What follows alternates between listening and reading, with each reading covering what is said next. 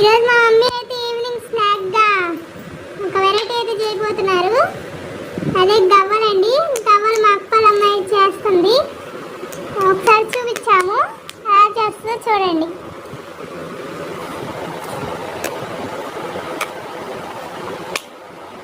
China పిండి తీసుకో.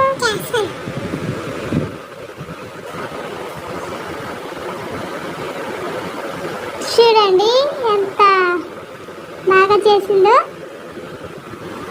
ఇన్ని గవ్వలన్నీ అక్క వాళ్ళ అమ్మాయి చేసిందండి. చాలా బాగా చేసింది కదా నిజంగా. ఏం లేదండి, ఇది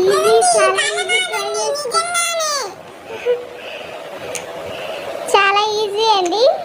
మీరు కూడా ట్రై చేయండి ఇంట్లో హెల్దీగా.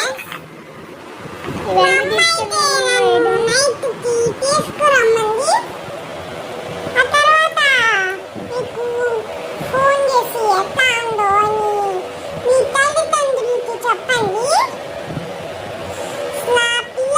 పిల్లలు చూసి ఆశ్చర్యపోతారండి. ఊరుకోరు, మమ్మీ కాలు కావాలి అని పెట్టేస్తారు.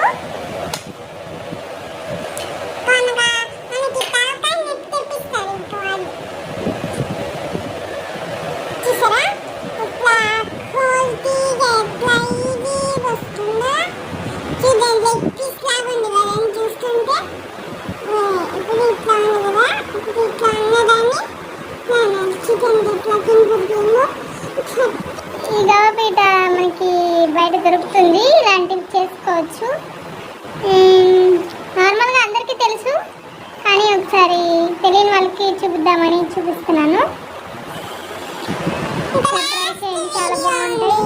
ఇంకా కొద్దిగా అండి పిండి, అది మీకు చూపించేస్తే అప్పుడు మీరు నేర్చుకుంటారు. సో క్వాలిటీగా ఇట్లా బయట గవ్వలు వేసుకుంటే బాగుంటుందండి. వేడివేడిగా గవ్వలు వేసుకుంటే బాగుంటుంది.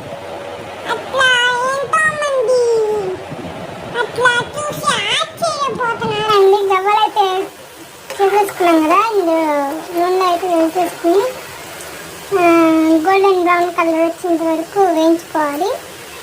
గవ్వలు అయితే రెడీ అయిపోయాయి. ఇవేమో పాకం గవ్వలు, ఇవేమో నార్మల్ గవ్వలు. మా అక్క వాళ్ళ అమ్మాయి అయితే పాకం గవ్వలు టేస్ట్ చేస్తుంది ఇప్పుడు.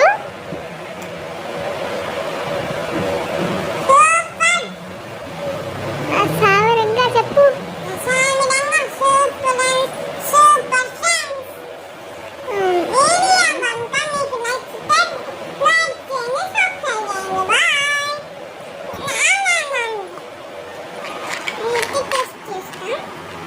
ఈ నార్మల్ గవ్వలు కూడా టేస్ట్ చేయాలి. నార్మల్ గవ్వలు టేస్ట్ చేస్తుంది.